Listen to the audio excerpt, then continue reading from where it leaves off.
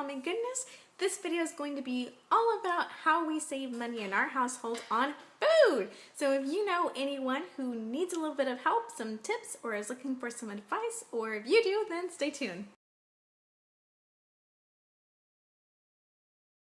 The first things that might be helpful for you is figuring out where your money is going on food right now. Are you buying lunch, while you're out at work every day?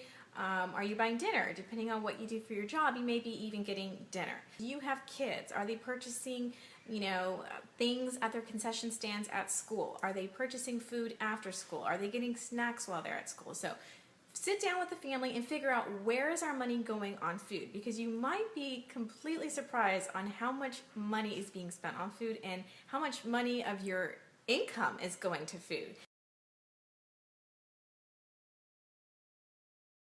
The second thing I think that would be helpful is figuring out where you want to be as a family, what your goal is. Where do you think it is necessary to spend money on food, and where can you cut back? But maybe one area you can cut back on is maybe getting coffee in the morning.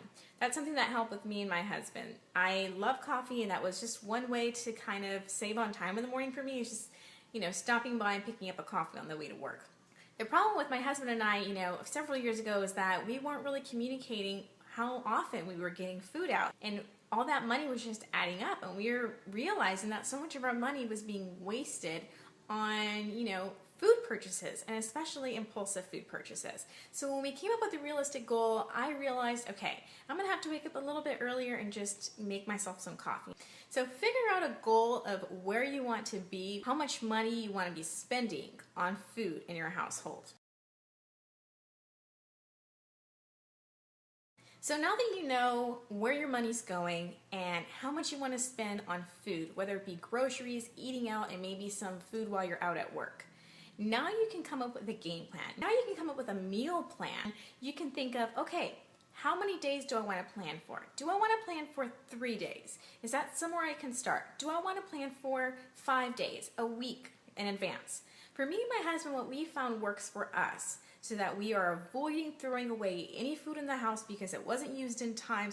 We figured for us that works is planning for 4 or 5 days at a time, and only buying groceries for 4 or 5 days at a time, and only buying what we need. Be realistic in what you come up with.